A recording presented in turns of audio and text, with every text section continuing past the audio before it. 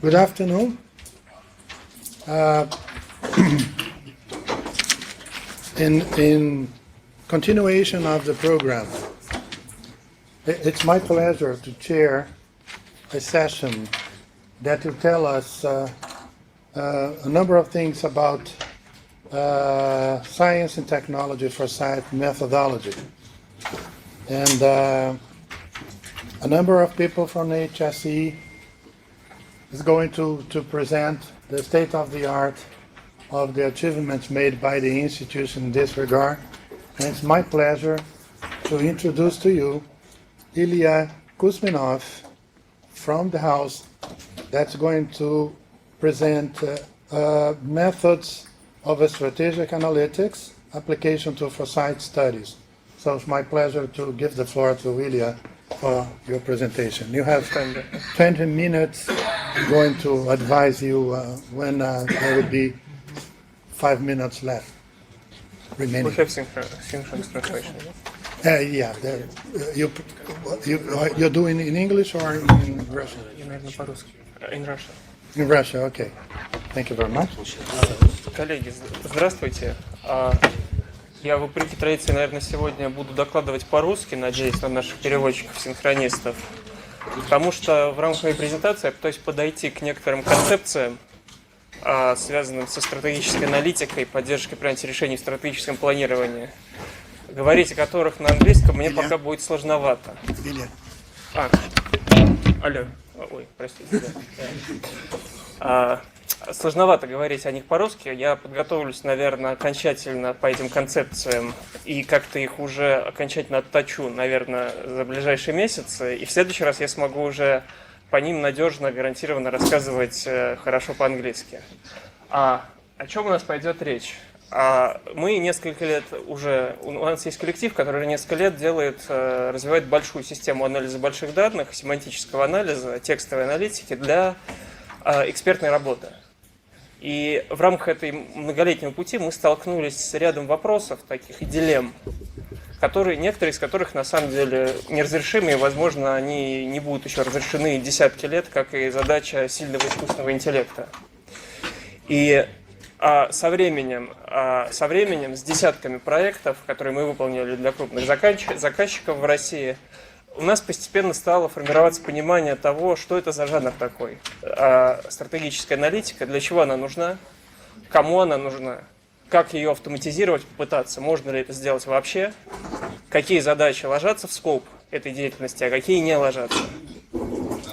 Наша система начиналась из форсайт-методологии, потому что форсайт – это один, на самом деле, из инструментов ответить на потребности лиц, принимающих решения в каком-то стратегических рекомендациях для стратегического принятия решений. Такие работы делались в нашем институте давно. И они имеют определенную особенность. Есть разные уровни вот этого стратегического планирования. Есть уровень, например, стратегического планирования у компаний, которые производят настоящее, о чем я хочу сказать, например, бизнес. Крупная компания на конкурентном рынке. Она в основном заточена на операционную деятельность, чтобы поставлять товары и услуги сегодня. У нее тоже есть стратегическое планирование, но оно носит, так сказать, все равно отчасти операционный характер. А есть стратегическое планирование организаций, которые производят будущего. Это глубоко институционализированные крупные организации, как правило, тесно взаимосвязанные с государством.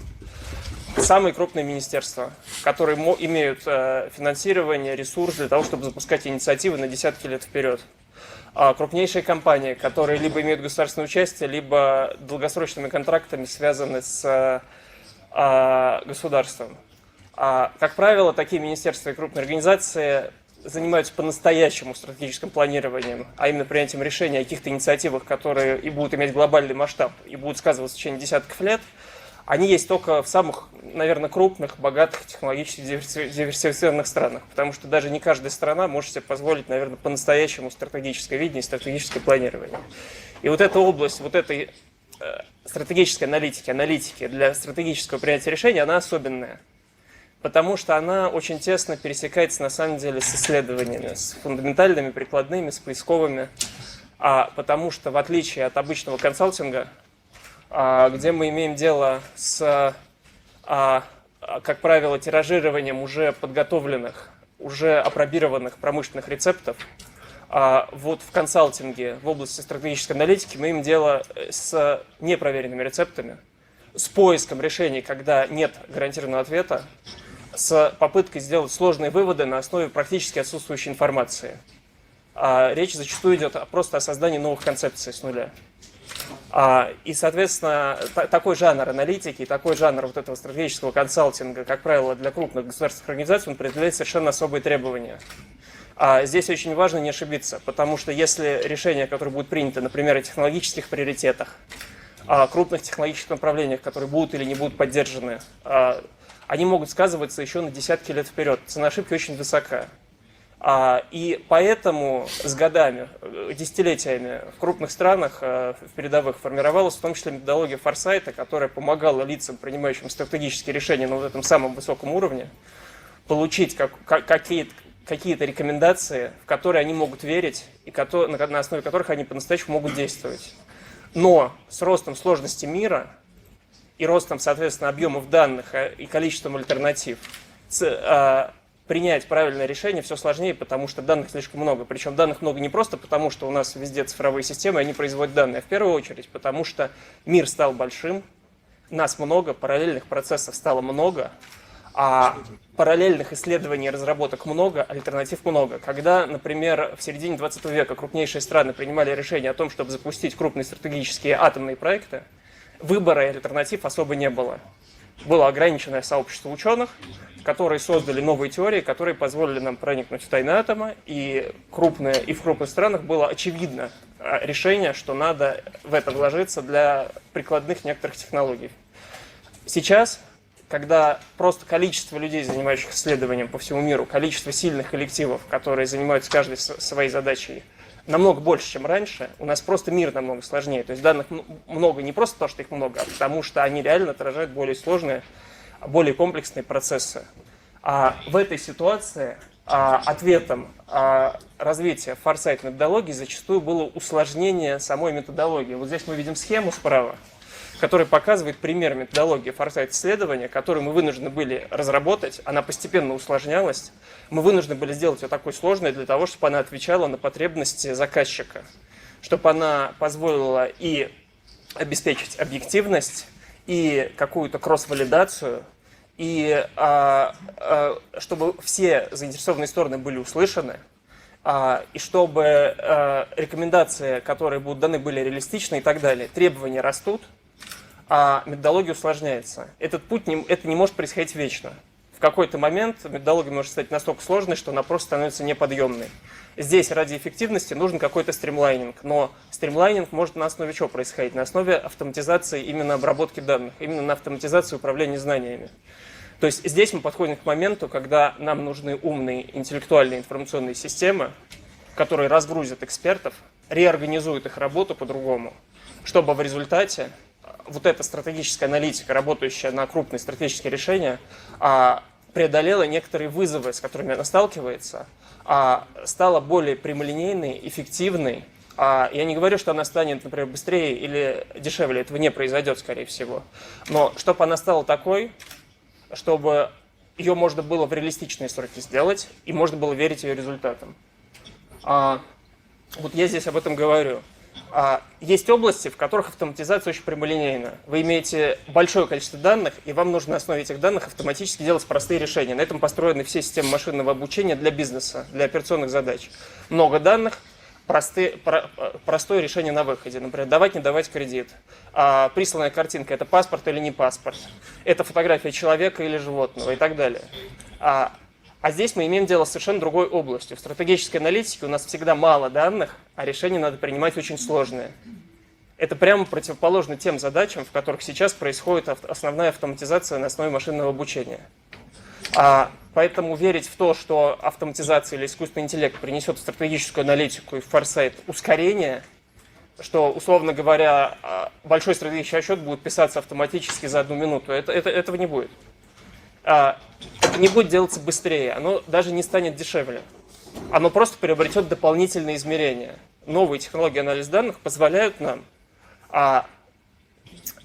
как бы мы жили в 3 измерениях, и вдруг мы вышли в 4, понимаете? Вдруг все радикально усложнилось. Мы получили просто дополнительную перспективу на все происходящие события, потому что, я покажу это дальше, например, технологии текстовой аналитики позволяют производить такие аналитические разрезы, которые, даже если вы посадите миллион экспертов и организуете их в некую иерархическую пирамиду, не смогут произвести, в принципе.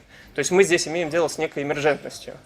Мы используем искусственный интеллект не для того, чтобы снизить косты, издержки, а для того, чтобы повысить ценность продукта. И среди тех больших данных, которые можно сейчас анализировать с помощью современных технологий искусственного интеллекта, для целей стратегической аналитики ключевыми являются, конечно же, текстовые данные. У них есть ряд особенностей, которые обуславливают именно применение их в стратегических задачах. А в задачах операционных, таких как, например, повышение эффективности конкретного прокатного стана, который производит конкретную продукцию, или повысить эффективность сервиса такси, в котором ездят эти машины, пользователи в них садятся и так далее. Там эти задачи зачастую можно решить на количественных данных. Вы имеете количественные данные, вы имеете какой-то набор фич, какой-то набор колонок с данными, вы оптимизируете по какому-то критерию, вы получаете решение. Но данные количественные, в отличие от текстовых, они не несут напрямую все смыслы. Без легенды, контекста и какой-то специальных познаний они ничего вам не говорят конкретно. А текст, в отличие от этого, несет в себе нарратив. Он рассказывает, он может передавать сложные концепты, сложные идеи, рекомендации, обоснования, мнение о том, куда идти в будущем и так далее. То, чего количественные данные сделать не могут в принципе. Более того, количественные данные могут быть фейковыми. Это может быть результат гейминга, это могут быть сложные KPI, которые их поставили, люди научились манипулировать, они достигли, показатели были записаны. А реальные процессы под этим другие. С помощью текста эксперт может выразить свое мнение, что какие-то данные фейковые или не отражают реальные процессы. С помощью текста эксперт может выразить идею о том, что какие-то количественные тренды, которые мы видим из данных, имеют какие-то последствия с точки зрения этики. Сейчас мы все больше говорим об этике и этике искусственного интеллекта. И если в операционной такой текущей аналитике важно из данных зачастую выявить какой-то тренд и произвести короткий нарратив, то в стратегической аналитике важно из большого числа нарративов, из полифонии мнений о будущем, гипотез о том, что может произойти, какие латентные процессы происходят в обществе, которых мы не видим и не фиксируем статистикой, из всего этого построить некий метанарратив, который будет рекомендацией для лица, принимающего решения о каком-то стратегическом курсе действий. Поэтому, очевидно, естественным образом текстовые данные – это в первую очередь те данные, которые надо использовать в экспертных системах для стратегической аналитики. Дальше я перехожу, собственно, к нашей системе. Мы строили достаточно долго вот эту нашу большую систему анализа естественного языка, семантического анализа, текст-майнинга для поддержки принятия экспертных решений. Мы затачивали ее под конкретные приложения, которые видны вот слева. Это то, что нужно нашим заказчикам, которые представляют крупные министерства, крупные компании в задачах стратегического планирования. Это те задачи, которые обычно с помощью технологий текстовой аналитики не решаются. С помощью задач текстовой аналитики обычно решаются задачи, нужные бизнесу. Классификация входящего потока документов по департаментам. Извлечение, например, ненормативной лексики из расшифровок звонков в колл-центр. Классификация текстов по тематикам, выявление оскорбительной речи в текстах. Вот такие базовые вещи какие-то. А здесь мы имеем дело с совершенно другим. Мы пытаемся использовать весь аппарат, который математический аппарат, аппарат компьютерных наук, алгоритмический аппарат, который предназначен в основном для задач бизнеса и автоматизации операционной деятельности, для распознавания речи, каких-то рекомендательных систем и сервисов. Мы пытаемся повернуть его и применить для совершенно других вещей, для вещей, которые в принципе очень тяжело автоматизируемы. Потому что автоматизировать экспертную аналитику так же сложно, как создать генерализованный искусственный интеллект. И мы зачастую начинаем говорить о том, что речь даже не столько об автоматизации, сколько об усилении эксперта. То есть не будет машина за эксперта интерпретировать факты и тренды, давать рекомендации и писать выводы, и обосновывать их перед заказчиком. Хотя такие высокоуровневые заказчики к нам приходили, они спрашивали, сможет ли интеллектуальная система дать нам предложение о каком-то крупном, амбициозном направлении нашей деятельности там, на десятки лет вперед для государства, в амбициозном проекте для государства, и для нас еще обосновать, чтобы мы в это поверили. То есть такой запрос на функционал сильного искусственного интеллекта, он среди лиц, принимающих решения на высоком уровне, есть. Пока, к сожалению, это недостижимо. Может, к счастью, я не знаю. И, соответственно, пока мы работаем на нашем скромном поле, пытаясь объединять разные текстовые источники информации, пропускать их через нашу информационную систему текстовой аналитики и на выходе выдавать какие-то промежуточные продукты, которые понятны эксперту в сфере стратегической аналитики, которые полезны для него, чтобы давать более обоснованные рекомендации и делать выводы, в которые он сам более твердо будет верить. В частности, инструменты, которые помогают эксперту обойти его просто биологические ограничения, что у нас ограниченная скорость обработки информации, чтения, у нас несовершенная память, нам нужно спать несколько часов в сутки и так далее, и так далее. Каждый человек становится жертвой своей специализации. Он становится заложником своей диссертации, своей тематики, и не всегда, просто у него физически не хватит времени видеть все кросс-дисциплинарные связи, какие-то междисциплинарные эффекты, межотраслевые и так далее. Вот эта система именно в этом должна ему помогать. Я дальше покажу несколько кейсов конкретных аналитических продуктов, которые автоматически у нас генерируются по запросу пользователя из системы и для чего они нужны.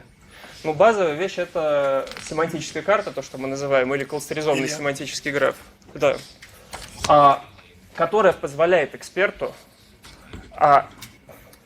задать простой вопрос, назвать одно слово какое-то, или загрузить один документ, или загрузить много документов, или обратиться к нашей базе с нашими сотнями миллионов документов со своим текстовым следом. И система скажет ему про какую-то область, из чего она состоит, какие в этой области главные тематики, и как они группируются, как они взаимосвязаны. Это позволяет сделать какую-то такую быструю проверку, позволяет эксперту не потерять связь с реальностью, позволяет ему выйти за рамки своей специализации и увидеть, что находится по соседству с его узкой специализацией. То есть это способ, который позволяет на самом деле экспертам преодолеть вот эту ловушку языка, что либо ты становишься настолько глубоко понимающим в теме специалистом-экспертом, что ты уже настолько узкий специалист, что твой язык понимают кроме тебя 3 человека в мире, либо ты можешь с другими разговаривать тоже на их языке, но ты тогда не специалист в этой области. Вот этот инструмент – это коммуникационный инструмент для специалистов, экспертов в узких отраслях, для взаимодействия между собой. Это расширяет кругозор, расширяет видение, расширяет возможности языка эксперта, позволяет ему лучше коммуницировать с другими. Следующая вещь – это то, что позволяет делать сверку часов. Когда наша система анализирует миллионы текстов, миллионы нарративов, и из них извлекает объективные количественные параметры, что насколько популярно и насколько растет в популярности из каких-то значимых тематик. И это дает картину того, что является сегодня трендом, что реально в фокусе внимания, что важно, что не важно, на что обращают внимание, на что не обращают внимания, какие тематики растут или падают в популярности, в интересе к ним. Это позволяет нескольким экспертам, находящимся, может, в разных организациях, в разных странах, как-то сверить часы и иметь в голове единую картину глобальных происходящих процессов и понимать, соответственно, свое место в них. Дальше. Кроме предыдущие примеры, это примеры, основанные на анализе терминологии. А следующий пример – это пример, основанный уже на анализе утверждений из текстов. Сейчас появилось новое поколение семантических моделей, многослойных эмбеддинговых моделей, которые теоретически, и это показано в некоторых примерах, уже позволяют генерировать нарративы. Они начинают разговаривать. Они создают некоторый текст на основе какого-то ввода. Но это только начало. Мы еще очень далеки от того, чтобы системы по-настоящему могли суммаризировать тексты, излагая длинный текст коротко и осмысленно, или расписывать текст из короткого фрагмента в длинный. Но мы уже можем приблизиться хотя бы частично к этому. Мы можем извлекать из текстов утверждения и их систематизировать. Эксперт в тексте написал: я верю, что такой-то рынок имеет такой-то объем. А другой эксперт написал: а я верю, что этот рынок имеет другой объем к такому-то году, потому-то и потому-то. Вот эти количественные цифры, их можно извлечь из текста, привязать к конкретному рынку и к конкретному году. И на основе вот этого машинного сканирования сотен миллионов текстов строить вот такие автоматизированные круги, диаграммы, которые показывают некий разрез возможный каких-то рыночных ниш или каких-то категорий в какой-то отрасли. И мы видим вот здесь белые такие пробелы по кругу, на верхней стороне этого круга. Это те рынки, которые должны быть, потому что есть материнский рынок, который имеет определенный объем. И этот объем не полностью заполнен дочерними рынками. Но про эти рынки нет никакой конкретной информации. Это белые пятна. То есть это те области, в которых нам надо проводить дальнейшие исследования. Это те области, которые мировым экспертным сообществом еще не покрыты, по которым нет никаких даже примерных оценочных цифр. А другой пример – это когда из текста извлекается утверждение про какое-то будущее, например, какая-то прогнозная оценка количественная, раскладывается на вот такой коридор прогнозных оценок, и мы автоматически получаем некий консенсусный коридор.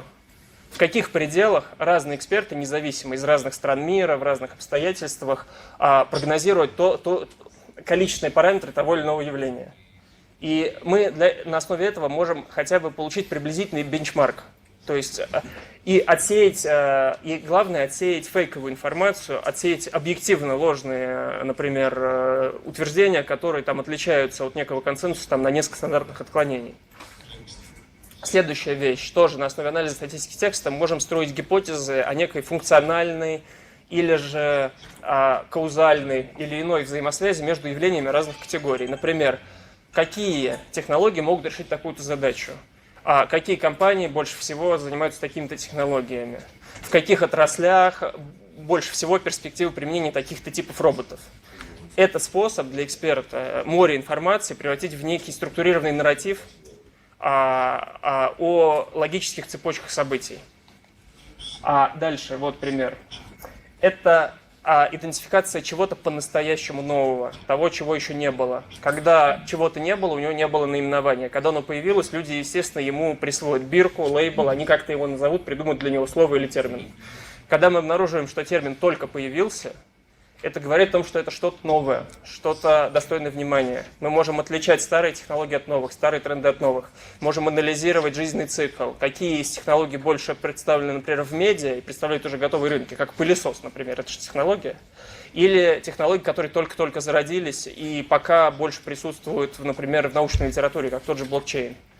Вот здесь пример Yttrium Iron Garnet. Это материал, который недавно появился, о котором было написано несколько новых статей, который может заменить кремний в интегральных микросхемах. Очередной кандидатный материал на замену кремния. Илья? Да. Can you conclude, please? И в конце, что нужно заказчику стратегической аналитики? Как правило, представьте себе, это большой руководитель, у которого нет времени, у него просто нет времени разбираться в деталях. Ему нужен просто объективный радар. Радар, который показывает, какие, например, технологии или предложения являются фантастикой и выдумкой, а какие являются чем-то объективным. И вот наша задача с помощью нашей системы в идеале производить такие радары, которые однозначно дают систему координат крупным руководителям, чтобы у них была переговорная позиция с приходящими к ним, например, лоббистами или подчиненными, которые запрашивают финансирование на какие-то направления и так далее, чтобы у них был дополнительный объективный критерий для принятия решений. Вот. Примеров гораздо больше, на самом деле, в нашей системе. И концептуализация вот этого понятия стратегической аналитики, она вообще требует еще отдельной проработки. Мы сейчас работаем над этим, это будет научная статья. Но вот это первые контуры вот этой некой единой сквозной концепции того, что такое стратегическая аналитика, каково ее место на рынке исследований и консалтинга, и как в ней надо применять технологии искусственного интеллекта для повышения качества этой аналитики. Спасибо. Thank you, Илья. I'm quite sure that a number of questions could come from the floor, but due to the time constraint, I think that we can, reserve the questions for the end of the session, and let's move on in the interest of time. But knowing what HSE was able to achieve, I think that Ilya would probably need, instead of 15 minutes, 15 days or more to explain, the details of what he just, in summary, presents. So thank you very much, Ilya. And it's my pleasure to call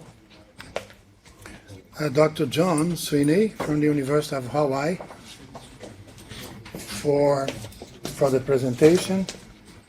And the title of the presentation is going to be Playing with the Future, which is a very amazingly interesting theme. Insights from applying games and simulations through Skype. And I think that he is connected. John, are you there? If not, tell me. John? Hello? Are you hearing me? I can see your eyes. Yes, I just closed off the live stream, so now the echo is gone. Yes, I can hear you quite well. Can you hear me okay? Yes, I think so, everybody. So thank you very much for joining us. And you have 15 to 20 minutes for your presentation. I'm going to give you a call when there are 5 minutes left. Okay? Please, you have the floor. Okay. 1 second. Just, Thank you. Can you hear me? yes? Yeah. Okay, great. But as a futurist, thankfully, I'm adept at dealing with black swans, so we're able to make Skype work and hopefully get the presentation sorted. So I'm going to move into full screen. Can you see the screen? Okay. Yes. Lovely. Okay. I'm having a bit of a hard time hearing you in the background, but I'll just proceed, and if anything else, just please let me know. So it's really special for me to be able to share this research and these projects that have been ongoing for a number of years now, and primarily because I'm doing it now in a new position as the director of the Kazakh Research Institute for Future Studies. So I've just taken up a new post in Kazakhstan. It's just a tad bit different than Hawaii, but I'm, again, a futurist, so I'm trying to assimilate as best I can. And so I'd like to talk a little bit about some of the projects I've had the chance to engage over the past few years, reference a little bit of the literature on gaming and simulations and futures, which has certainly grown more robust over the last decade, and then to hopefully have some insights or some takeaways, and I very much would look forward to your questions. So as I just mentioned, the Kazakh Research Institute for Future Studies, or QRIFS, as it rolls off the tongue a bit easier, is a new futures and foresight-driven institute. We're the first in Kazakhstan, and we're very much taking a lab approach to both research and practice. We're going to then be delivering courses, we're working on a PhD program, we will be integrating futures and foresight into the general education curriculum, and we really have a chance to, I think, create a special offering in the region. Again, that is quite unique. One of our focus areas is going to be gaming and simulations, and a lot of that is built on my previous work over using these tools over the past 6 to 7 years. So I wanted to just quickly sort of set up my presentation and talk a little bit about the flow. So why games and simulations, and then conversely, and why not? I think these are an extraordinary tool, but just like any tool, they have limitations and they have constraints. And so I wanted to introduce those at the outset, but then also very much return to that in the back end. I wanted to quickly walk through then 3 cases, 3 different, very different contexts, 3 different clients, 3 different outcomes using different technologies. Some are board games, some use mobile augmented reality, others, as you'll see, use messaging apps to try to understand the diverse array of touch points and contexts with which games and simulations can be used. And then, as I mentioned, some insights and hopefully some takeaways on the back end. I wanted to set up my presentation a little bit to think more broadly and step back, and certainly I think this conference is a space to do that. When we talk about futures and foresight work, what exactly are we talking about? John, I think John, are you sharing your screen? Yes. Can you not see my screen? No, Sorry. not yet. Oh, I should be sharing my screen. Okay. No, you are sharing myself. Okay, how's that? Oh, it's okay now. It's okay now? What about now? Okay. Okay. Good. Yes, okay. Oh, so Go you ahead. haven't seen any of my lovely pictures so far. Okay, great.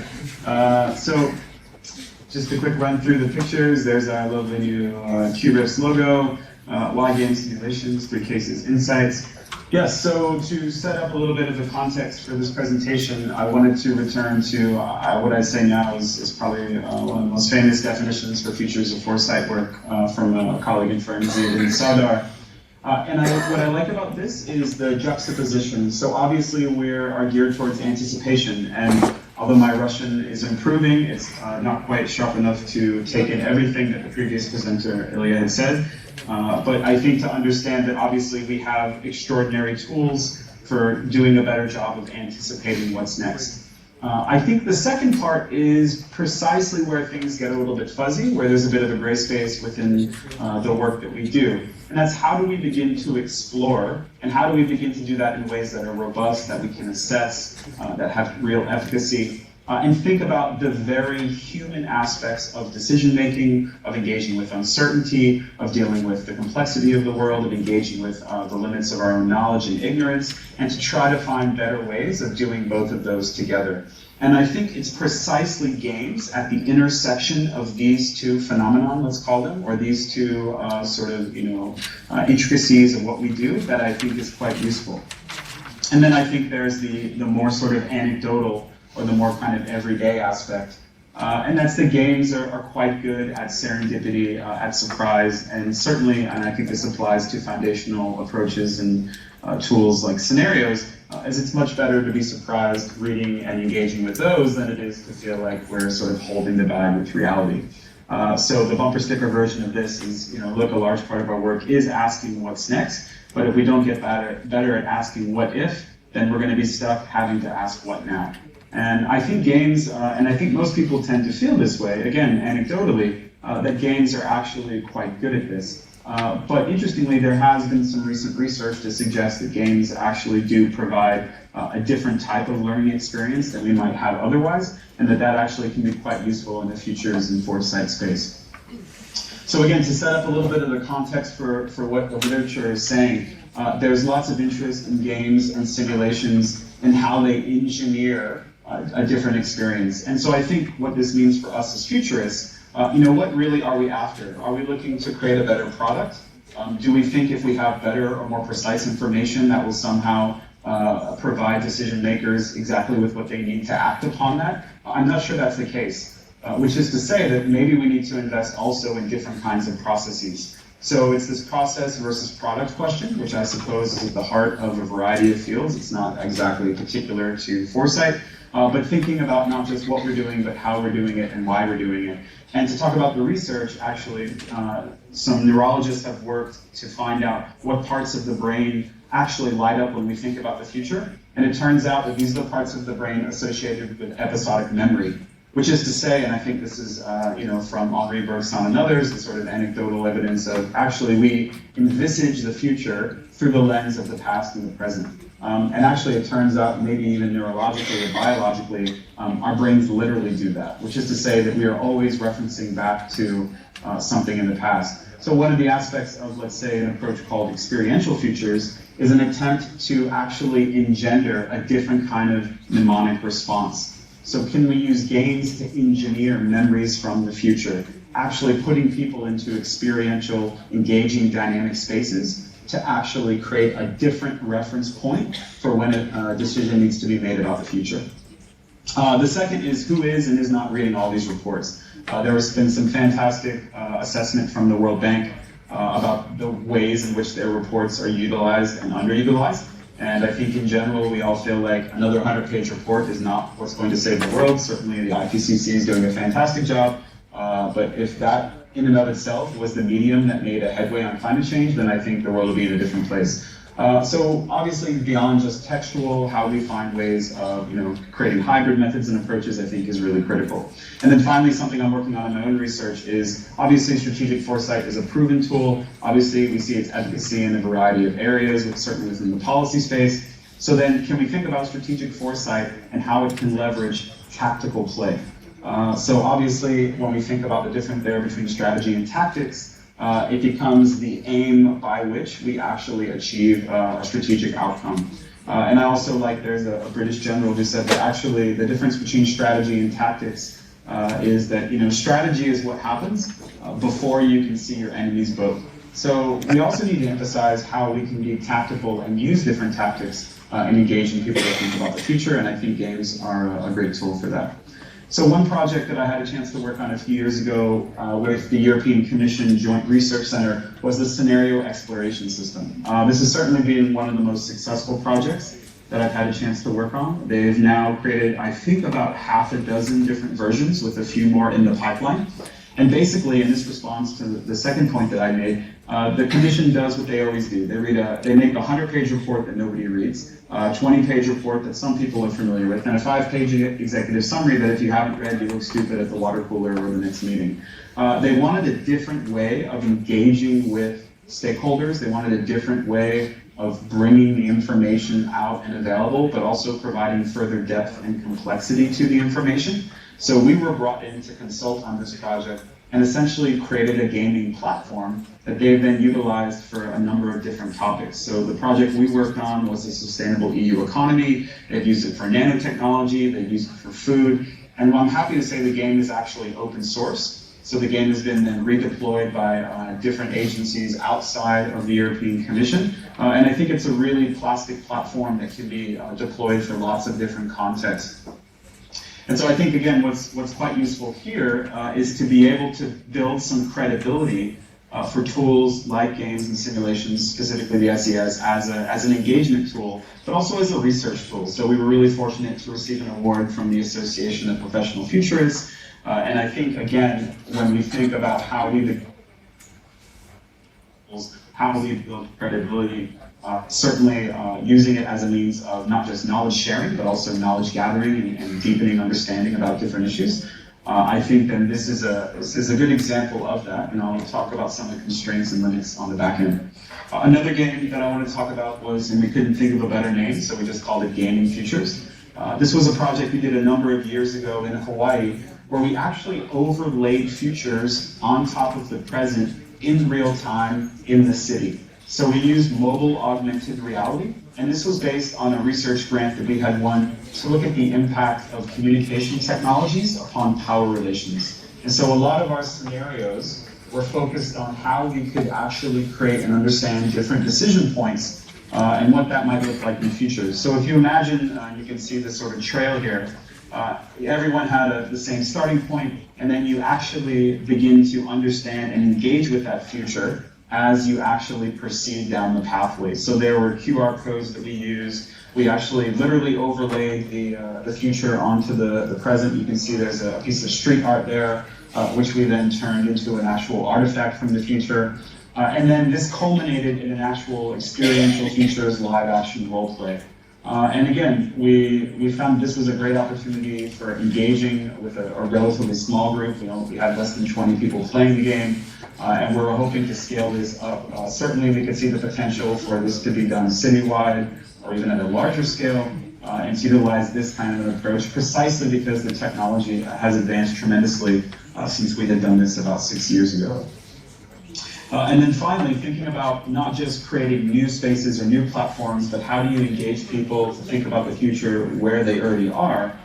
This is the game that I had worked on when I was the Global Futures and Foresight Coordinator, working at the International Federation of Red Cross and Red Crescent Societies. So I had a very good fortune to be in Geneva a few years ago and to try to get Futures and Foresight going within the organization.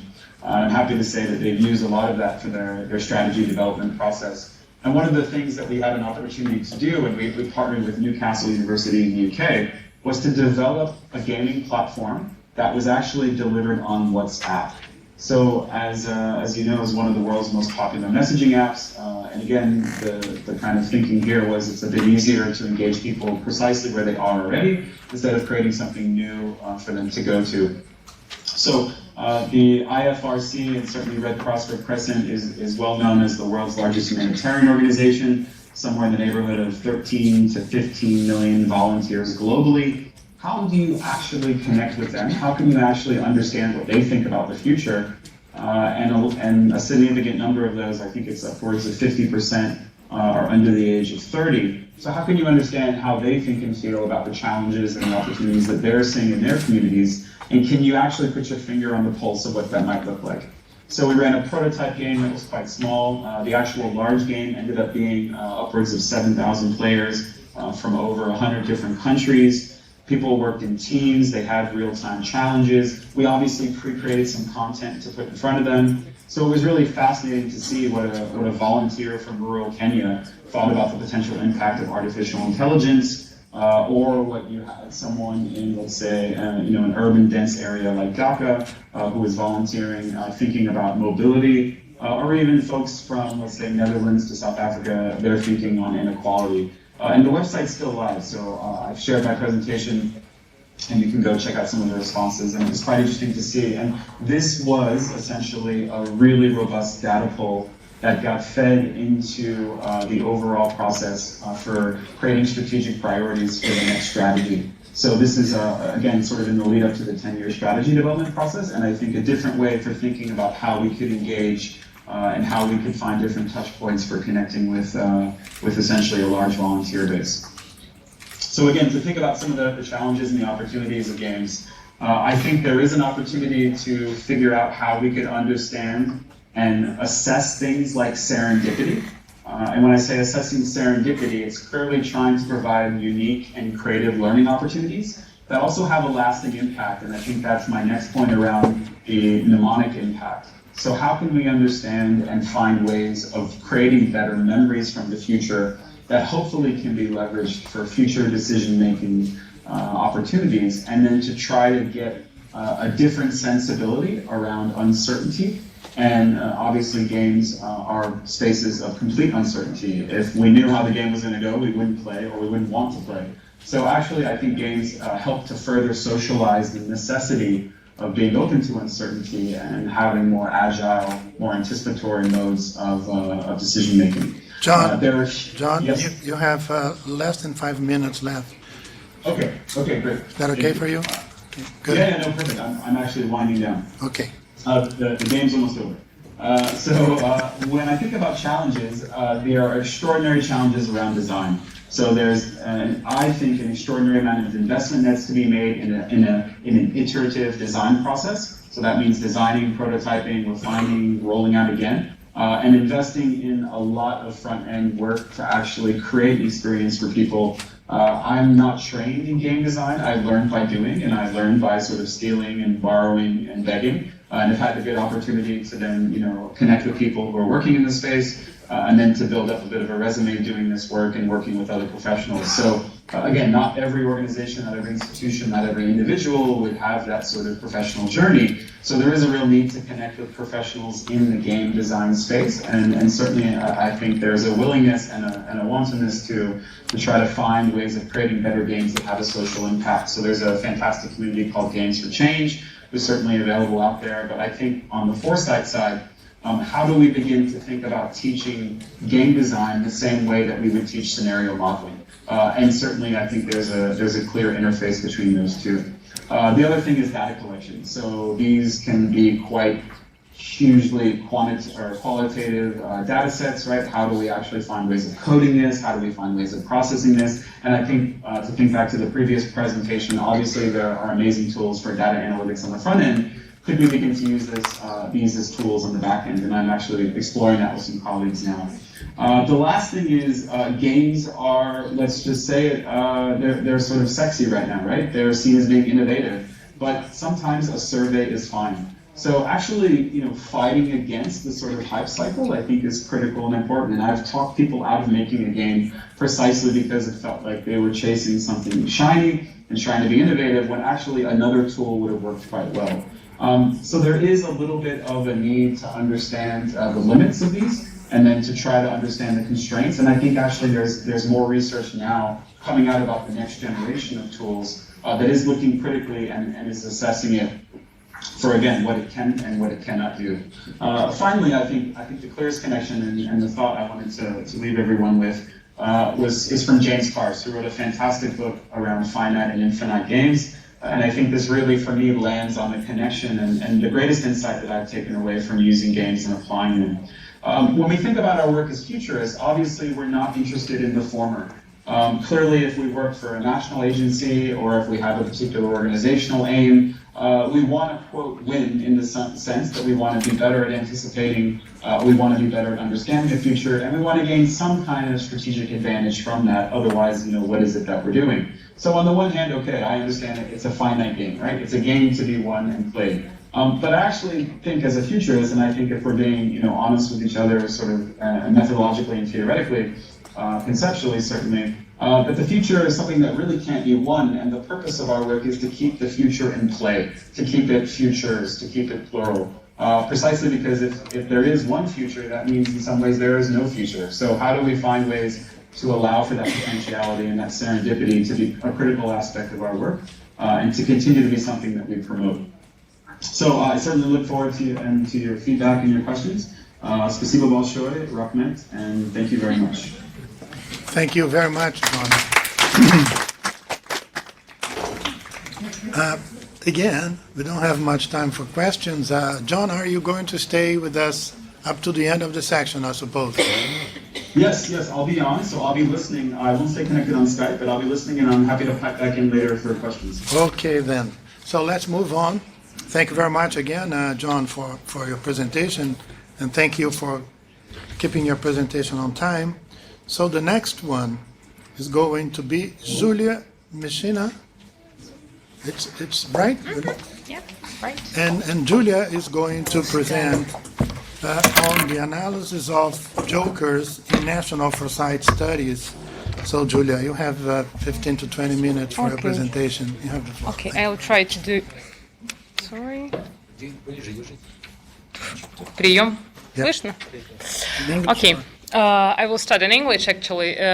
Today, my presentation will be devoted to wildcards analysis in national foresight studies, and I present the research that we've made together with my colleagues Ashchan Saritas, Konstantin Vishnevский, and Darya Pavlova. And then I will continue in Russian. It's easier for me to do it. My apologies to my international colleagues. Okay. В основе исследования лежат результаты нашей многолетней работы по мониторингу глобальных технологических трендов, органической частью которых является процесс выявления, анализа джокеров и слабых сигналов. Методология исследования и некоторые результаты описаны в недавно вышедшем новом препринте, и сейчас в настоящий момент готовится ряд статей по этой же теме, посвященных тематике джокеров. Здесь кратко описано то, о чем я буду говорить. Да, это наша комплексная система мониторинга трендов. Я совсем коротко о ней расскажу. Потом основные понятия, которые мы используем в своей работе, а также разница между джокерами и слабыми сигналами, которые зачастую исследователи подменяют, и какие-то практические результаты текущих наших проектов и проектов завершенных, в которых мы включили анализ джокеров. И дальше я завершу свое выступление подчеркну важность анализа джокеров. Что касается нашей системы, то эта система представляет собой целый комплекс шагов. Мы начинаем с анализа мегатрендов. Выделяется их в нашем институте 5 самых крупных направлений, которые влияют на все сферы жизни, экономики и общества. Среди них изменение климата, демографические и социальные трансформации, новые экономические модели, глобальное управление и изменение научно-технологической парадигмы. Далее, с уровня мегатрендов, самых крупномасштабных событий, мы опускаемся на уровень глобальных трендов. Здесь в качестве примера выбраны несколько трендов. Это развитие шеринговой экономики, новых финансовых механизмов или трансформация рынка труда. Их еще существует огромное множество. Внутри каждого из мегатрендов можно выделить до 100 или до 500 этих глобальных трендов, которые оказывают влияние не только в России, но и по всему миру. То есть они носят глобальный характер. Далее мы занимаемся выявлением и анализом технологических трендов. На например, проводим мониторинг уже на протяжении, мониторинг глобальных технологических трендов более 8 лет. В принципе, если интересно, у нас есть все это в открытом доступе на сайте, можно зайти и посмотреть результаты нашего анализа. Они открыты, свободны. И на их основе мы публикуем книжки на английском, на русском языке. Сейчас готовится к изданию очередная книга. Далее мы изучаем, также включили в наш анализ джокеры и слабые сигналы, о которых речь пойдет дальше. Это методология, кратко описана методология нашего исследования. Мы начинаем с системы интеллектуального анализа больших данных, о которых так хорошо говорил Илья Кузьминов в своем выступлении. В ней существует порядка 30 миллионов документов, на самом деле гораздо больше, оно постоянно пополняется, да, это уже, по-моему, 350 миллионов, коллеги меня поправляют, я слегка пару месяцев не знала, сколько, да, сейчас уже гораздо больше. Их становится, с каждым днем увеличивается на десятки тысяч. Мы получаем выходные данные с помощью текст-майнинга, патентного анализа, используем различные источники данных, это и международные публикации, гранты, конференции, патентные базы данных, аналитические репорты и так далее, экспертные интервью. Мы агрегируем эту информацию, потом проводим экспертную верификацию полученных данных, выделяем уже с помощью экспертных панелей, экспертных интервью, дельфи-анализа, выделяем какие-то эффекты, проводим их оценку и пополняем нашу базу данных трендов, которую ведет наш институт уже десяток лет, который мы активно используем в своей работе.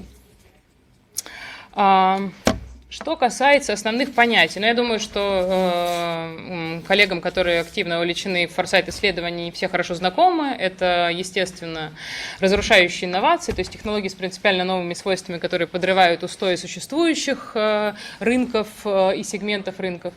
Затем зарождающиеся технологии, какие-то новые сигналы, которые лягут в основу новых продуктов инновационных в ближайшее время. Также исследовательские фронты.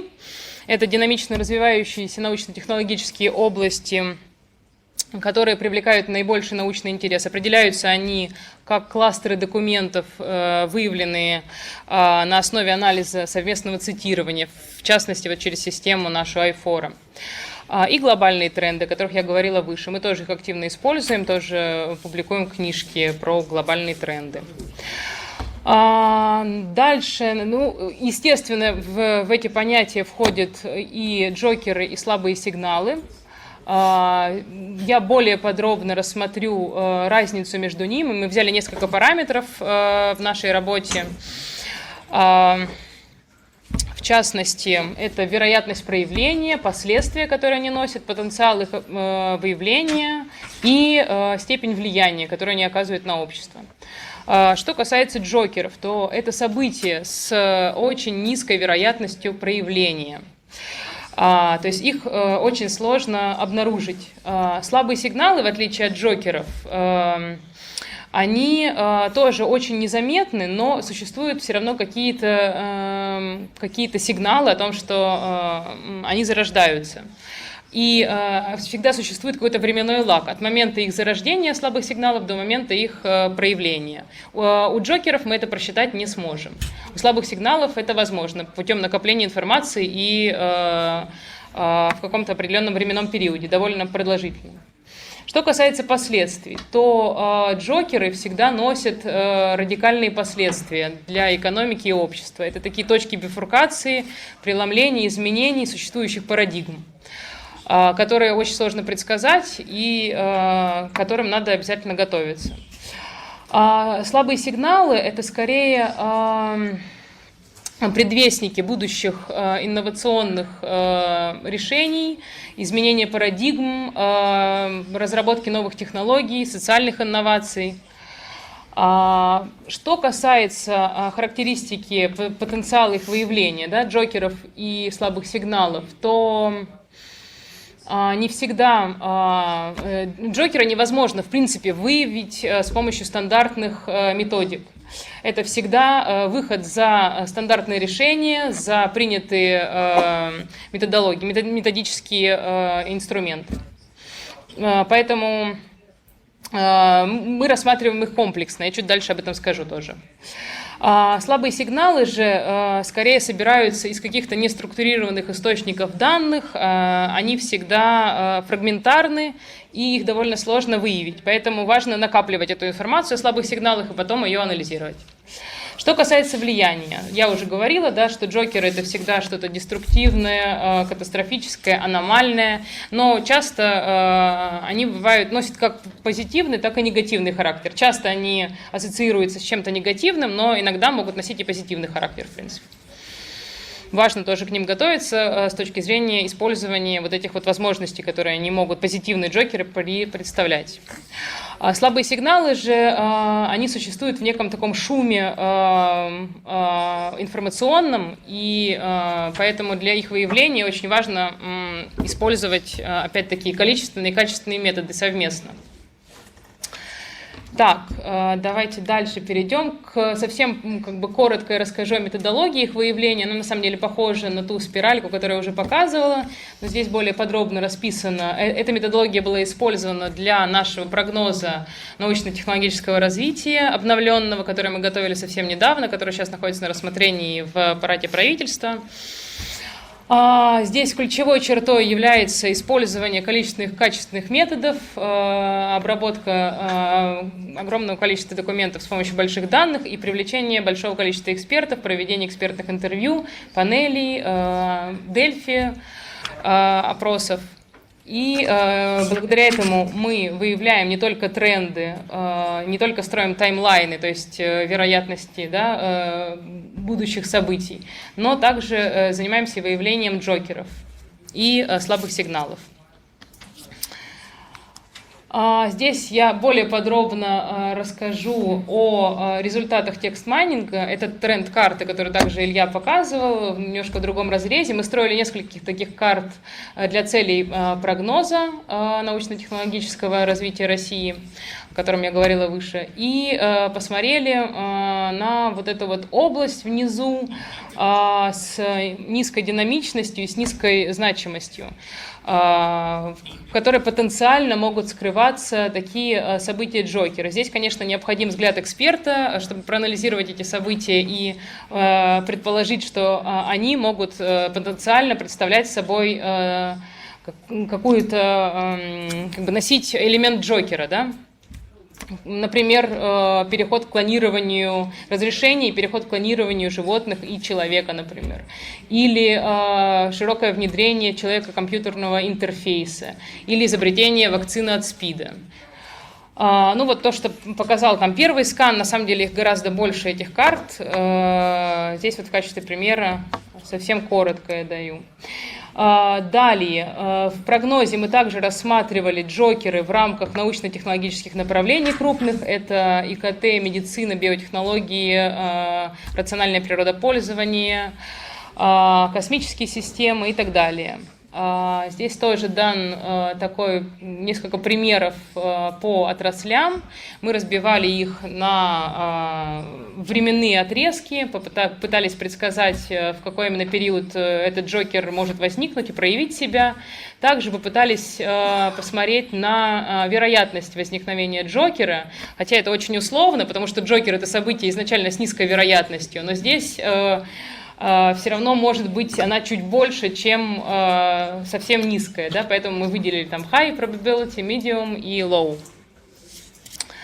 Ну, я не буду на них останавливаться, если кому-то интересно, я тоже могу свою презентацию отправить, можно подробнее с ними ознакомиться. Текущий проект, который у нас проходит, посвящен жилищной сфере и сфере строительства.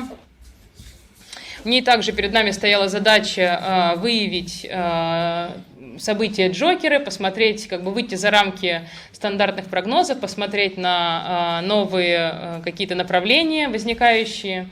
Были проанализированы большое количество стартапов, также, которые разрабатывают новые технологии в строительстве, в строительных материалах, также архитектурных бюро, которые предлагают совершенно новые, принципиально новые решения, основываясь на современных технологиях.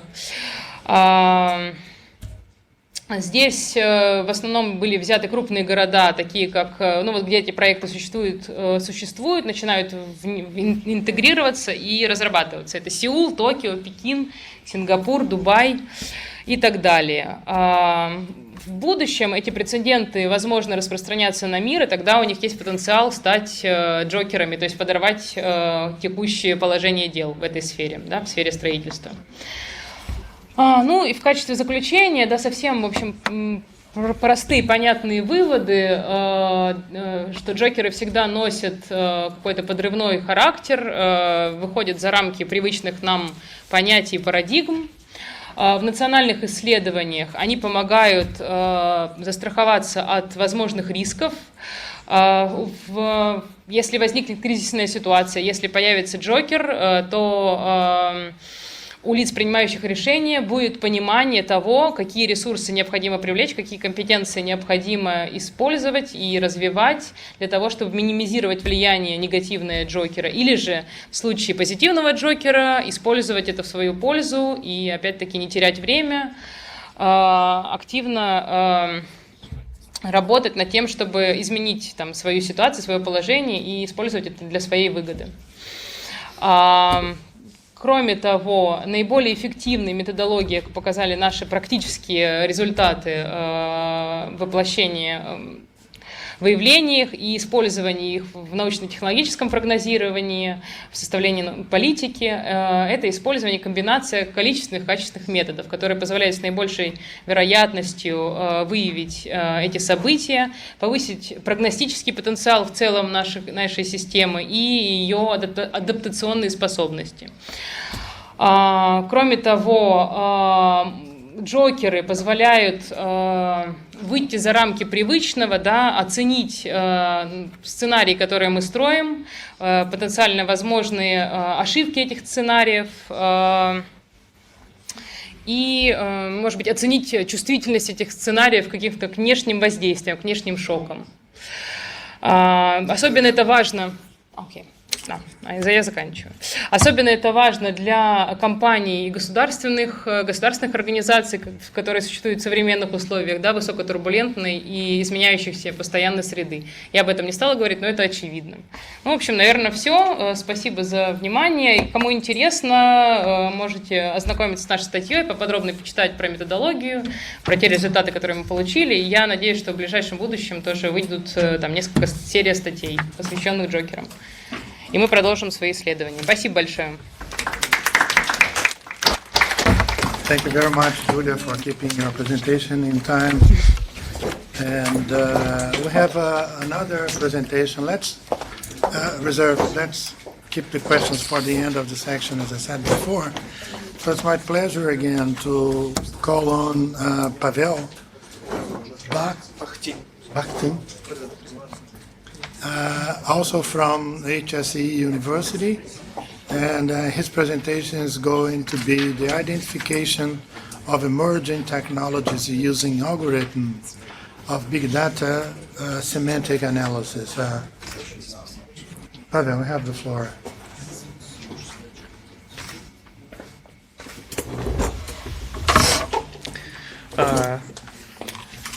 Hello? Yes. Can you hear me? Yes. Yes. Thank you very much. I will be speaking English.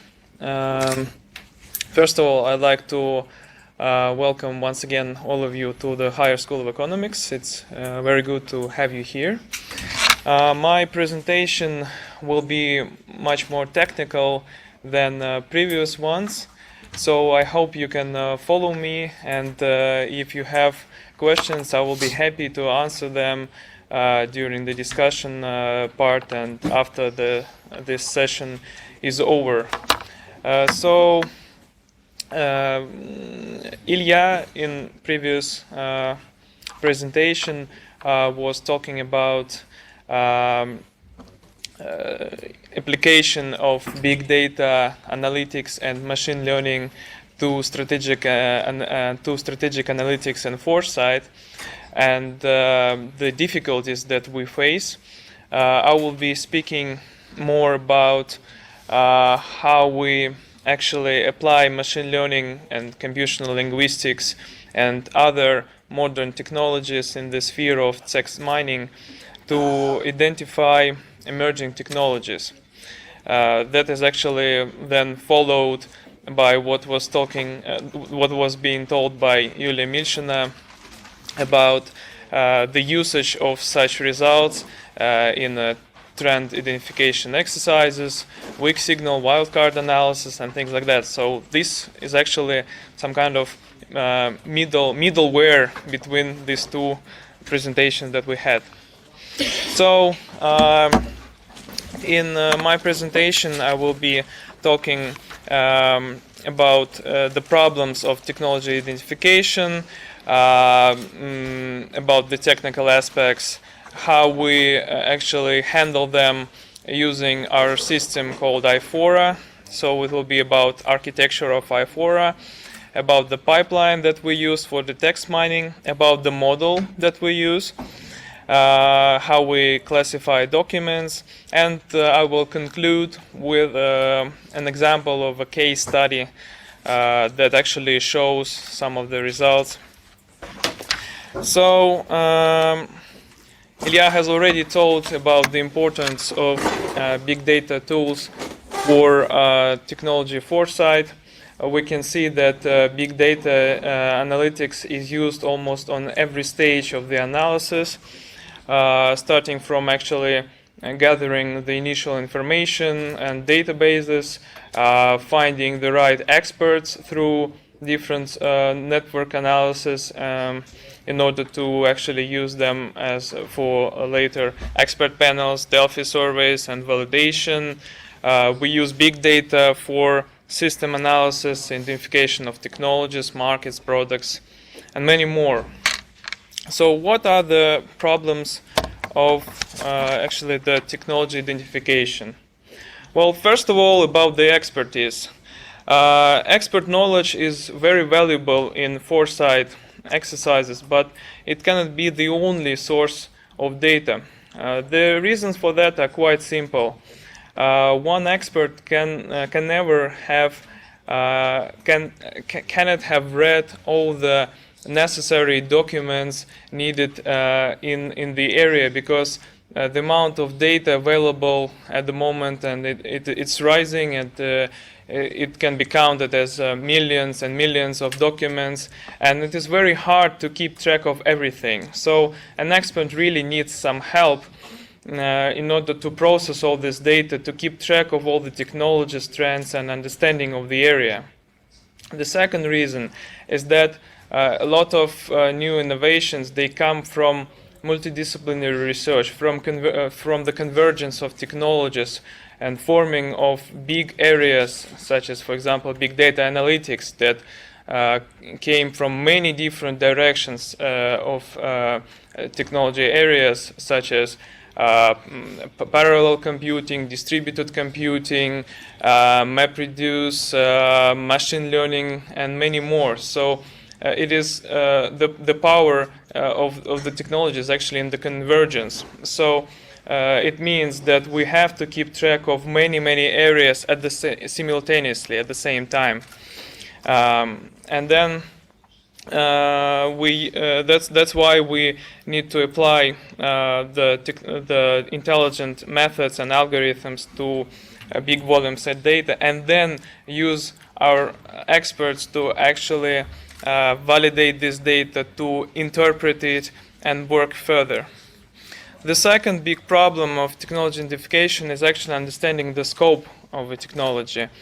It can be actually quite interesting to see and compare Russian and foreign literature and see how the understanding of technology is different there.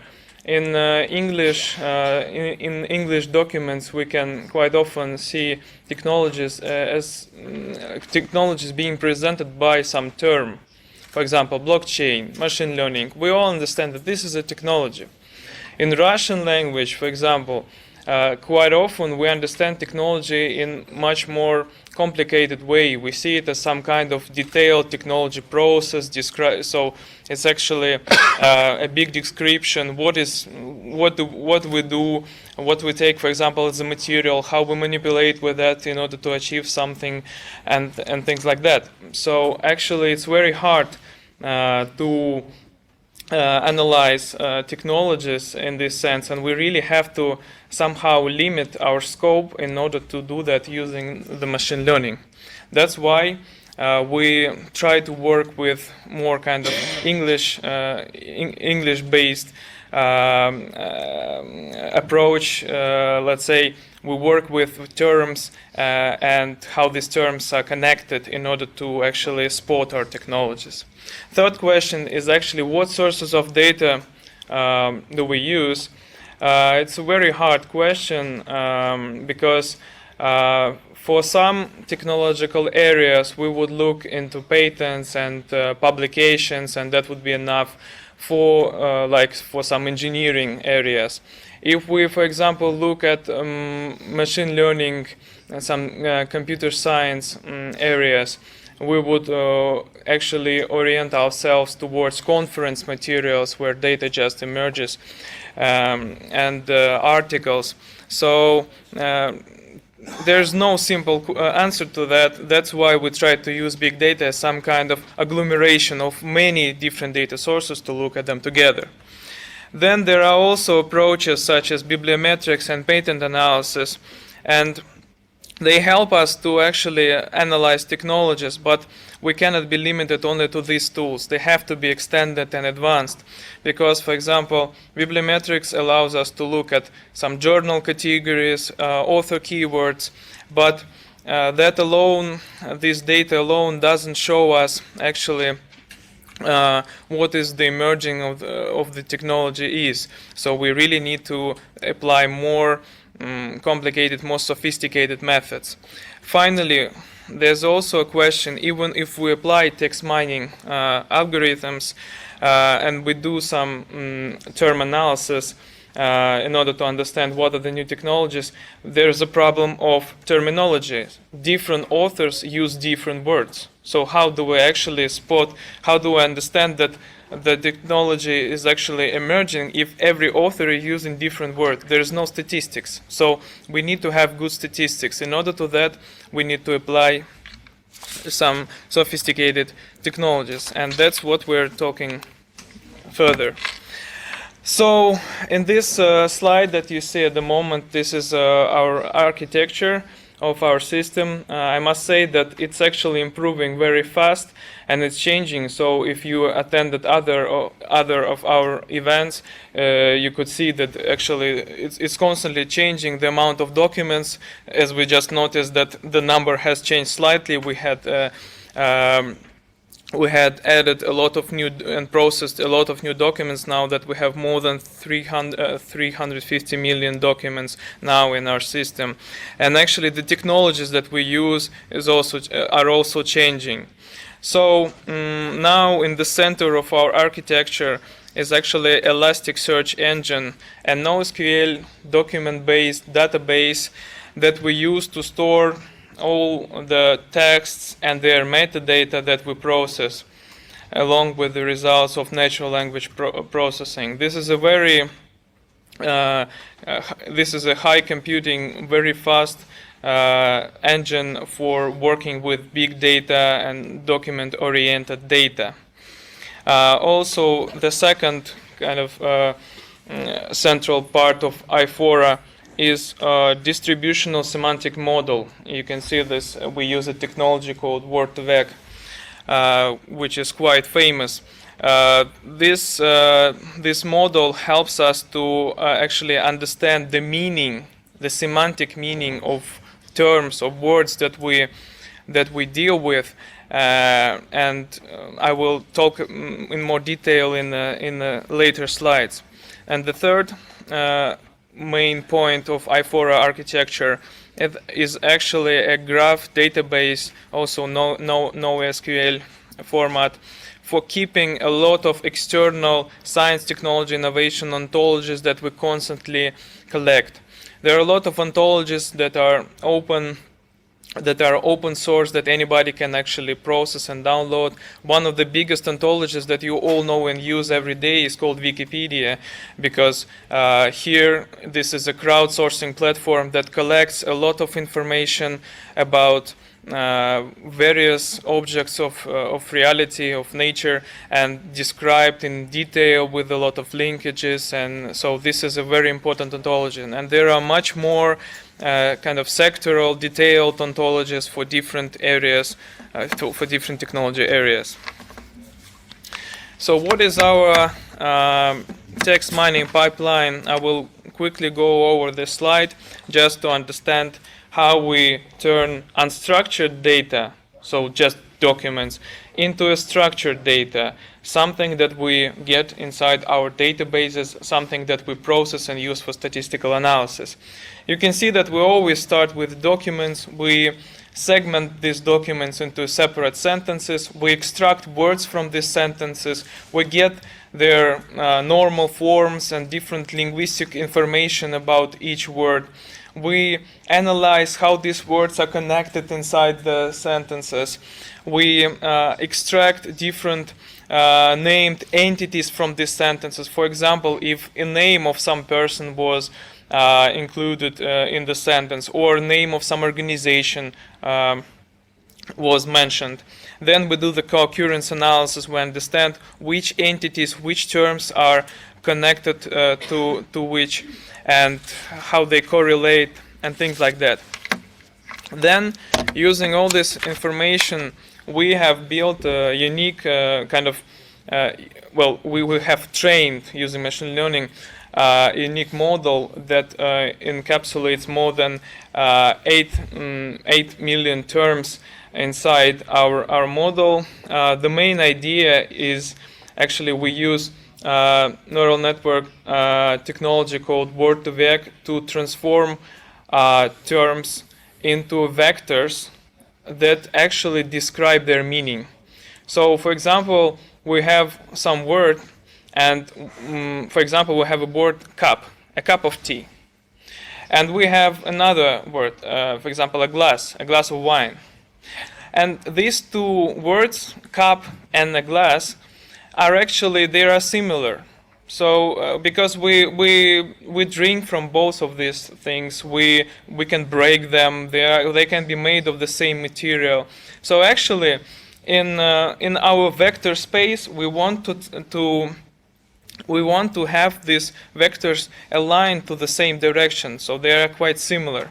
And so we want to do the same with all the terms in the language, basically to understand which terms are connected to each other, which are related, to then understand how they are merged into topics, how topics are then merged into big clusters, and so on. So this is how we work. And for example, in such space, the vectors of photonics and optoelectronics would also be the same. You can see they're right there, pointing to quite similar direction, meaning they are quite similar in the meaning. So once we have vectors for each term, we can actually do the same for our documents. We can actually have a representation, vectoral, numeric representation of each document in the same vector space. And now we know the semantic meaning of each document. So that gives us a lot of information to then play with these documents and do a further analysis that you will see on the slide. So, as we were talking a few slides before about the problems of technology identification, is that experts use different terminology, right? We are limited to this problem, and we need to somehow agglomerate what experts are writing to somehow turn this data into statistics that would allow us to understand what is emerging, what is actually emerging technology, so what is going on in the area. How do we do that? We use these document vectors that I have just explained on the previous slide, And we use the existing science, technology, innovation ontologies that we collect. We take the descriptions of these ontological entities from these ontologies, and we calculate the vectors in the same vector space for them. So now we can align the ontology entities and documents together and count the semantic similarity between document vectors and entity vectors. That means that for some document we can actually understand what it is about, what areas are described in these documents, and basically summarize it. So we summarize a document using several entities. And these entities, for example, you see the document, mining and summarizing customer reviews. And it's talking about e-commerce, it's talking about some algorithms, about the task. And what are the ontology entities that actually are summarizing this document? Text mining, sentiment analysis, e-commerce, data mining, automatic summarization. So now, using these ontologies, we now understand what this document is about, and we can statistically count these entities and compare these entities in other documents, understand how these areas are actually doing, what are the emerging technologies and things like that. So this allows us to go further into a case study. This case study is quite simple. We did it for using more than 100 million scientific articles in the area of machine learning. So what we did was we mapped all the documents with these entities that I was talking about in the previous slides. And then we used the vectors of these entities to actually project these vectors on a two-dimensional space. So basically we took these vectors and just put them as points onto the map. What does it mean? It means that every point is actually an entity. For example, machine learning, you can see computer science, data mining, and there are quite smaller ones around the map as well. And the closer the terms are on the map, it means more semantically aligned they are, more semantically similar. So in the case with cup of tea and glass of wine, cup and glass would be also together. They would be located nearby. Then we clustered this data based on their location. So basically we can see that these terms are being clustered and form bigger areas there. So you see different colors around. These are clusters. So, and the font, how the size of the labels actually represent how many publications are there, how many publications are about each entity that we mapped using the previous slides methodology. So how do we actually find the emerging technologies, the main question of the presentation? So this is how we calculate the growth rate of these entities that we mapped along with that we mapped towards documents, and we can see which entities are actually growing in the past, for example, 5 years or so. And we show on this map, if you can see, the bigger the size of the font is, actually the more growing the entity is, and the fastest growing are actually our emerging new things, new technology, new trends that can shape the future, in this case of machine learning. The biggest problem, of course, is that we still are dealing with terms and the entities that we found in ontologies. And of course, the next stage of this analysis is actually expert validation, expert editing and interpretation of the data, because not everything that is, for example, shown in the table is a technology. So this is the next stage to actually validate it and choose the technologies that are that are existing in this list. So, for example, in this case, we can definitely talk about emerging technologies such as cybernetics, long short-term memory, autoencoders, and deep learning, and things like that. So, concluding. Yes, already concluding. What is our further research? What is still missing? A role-based classification of entities. So you saw this. You saw that we could map each document with different entities from ontologies, but we actually want to understand which of these entities are exactly technologies, which of these entities are algorithms, grand challenges, products. So this is still a big question for us, where we have different solutions which we are testing right now, and hopefully next time when we meet, we will be able to share the information about this, how we solved this problem. To actually minimize the work of experts into the classification of these entities, and to automatize this process even further. The second big question is actually doing the same that we did with English language, but for Russian language. Russian language is much more hard in terms of natural language processing, because it's actually a bit richer in many ways, actually mapping entities of Russian ontologies and Russian documents is harder, but this is also a work in progress, so hopefully we will share this information later as well.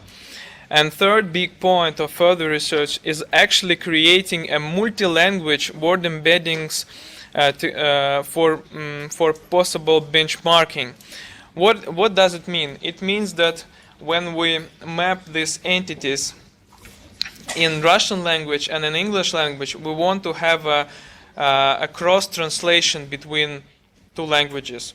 That will allow us to actually benchmark different studies going on in the world, in different countries, and in Russia, because a lot of publications and patents in our country is not translated, still not translated in English. So this is important to actually have this cross translation in order to have the statistics to understand in which areas Russia is going good, where it is leading, where it is falling behind.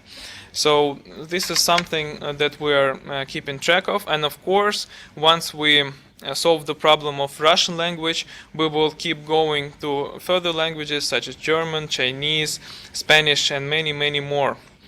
So this is probably it. I hope I could deliver the main idea of the technology identification, emerging technology identification in iFora. I will be happy to answer the questions when the discussion session starts. So thank you very much. Thank you, Pavel. Very interesting presentation too. And we have a couple of minutes for questions from the floor. I don't know who wants to comment or question something. Please, Joe. Shall I use a... Sure, you can use that one. You can direct your questions to John as well. John is with us. Yes, I will. Trying to connect this morning's discussion with this afternoon's discussion, and if one thing comes from this morning, it is, for me, the difference between foresight as a game of truth, a scientific project at the end of the day, and foresight as a game of power. Who controls? Who decides? Who decides? Who decides? In society or technology, etc. So that's the context, and then the specific question is to say, okay, the iFora system, wonderful, wow, 350 million documents and more, and all these different functions that come from it. And then I ask myself, what could go wrong? What could this amazing system miss? Because it is so sophisticated, it is so technically advanced. And then I asked myself some things coming from my previous experience in running around Europe, which is to say, well, when do people keep information secret? Or when do they not see things that are in front of them? Or they do not say things that are in their minds, but they are not allowed to say, or because nobody else is saying? We could look at the financial crisis of 2008, or even the attacks on the World Trade Center 2001. Or at the moment we have the President of the USA says, oh, Mexicans are dangerous criminals, we need a wall. And there will be, 100 million items in your system saying, yes, Mexicans are dangerous criminals. Sorry if there's any Mexicans here. But other people maybe say, no, Mexicans are really great people, and actually the problem is caused by the USA and its foreign interventions in Central America over the last 40 years, etc. So my point is, the more interesting the truth which we are looking for, the more it is tangled with the games of power, commercial, corporate power, political power, and also of the ability for people to not see or not say. And one of my quotes, which I use, is sometimes a man's living depends on his not seeing what is in front of him. So these are open questions. I don't have clear answers, but if there are any, I would be very glad to hear. Thank you very much, Joe, for this interesting reflection. We are actually moving from hard to soft power as we move along in our existence, and certainly some ways of putting the finger on more soft, things that are affecting our, existence in this planet would be definitely necessary. So I forgot to mention that in this session we have also a discussant, and the discussant is Ojan. And I think that Ojan, in addition to summarize what we just heard, is going to provide some answers to Joe as well. Oh, answer to that one. Well, we have, I think, a great level of experience, great wealth of experience in this room, and this session we just listened wasn't an exception in that sense. So it looked like we heard 4 distinct presentations in this afternoon, but in many ways, actually, they were connected to each other. So if we put these things into the process of foresight, we see that actually all these are coming together in that process. So we begin with gathering intelligence, gathering information about trends, about developments, about drivers of trends and developments, and we use data for that purpose. For example, what Илья has mentioned in his presentation with those beautiful visualizations, and with Pavel talking about the background of them, so they are not coming actually very easily. We saw that actually we have huge amount of data and huge amount of techniques for processing this data. And we can really gain some very useful intelligence for businesses, for science technology policy, and for all other stakeholders. This is actually showing some kind of a shift from boxat. Boxat is a bunch of guys sat around table. So this was a term used for older or previous version of foresight, human-based. Now we are moving into boxat, bunch of computers sat around table. So we have strong computers, strong artificial intelligence, and we see that this is actually giving a clear shift to us. But at the same time, we know that actually the story is not either this or that. So the story is about probably their combination. And in real life, what we would like to see probably is this beautiful visualizations produced by the iFora system, along with Joe's beautiful cartoons. So we would like to see the machine touch and human touch at the same time. And this will actually make our life complete in many ways.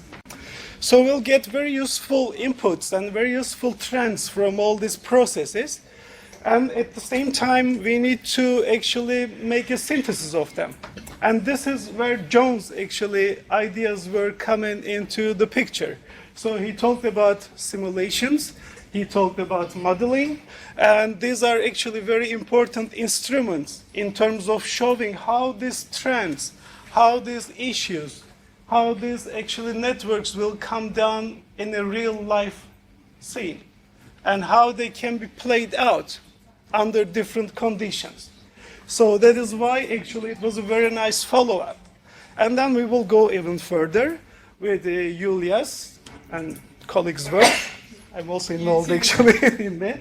And then we will look at the wildcards and weak signals, which will give us an opportunity to test those models and simulations under different conditions, because they may give rise to some unintended or unexpected consequences, which is a part of foresight. So we would like to be prepared for what is expected, but at the same time what is not expected in the form of shocks and surprises and so on. So I found this session myself very useful, very informative, and I hope you did the same. And I'm not sure if I answered Joe's question, but I'll be happy to discuss with him at the coffee break. Thank you. Thank you very much, Ozan, for the summary. And I thank you very much for attending the session. I myself would like to, pose some questions, etc., but I will follow, Ozan, suggestion to talk with you during coffee break, which is going to be done downstairs, second floor, at the cafeteria. Thank you very much, all of you.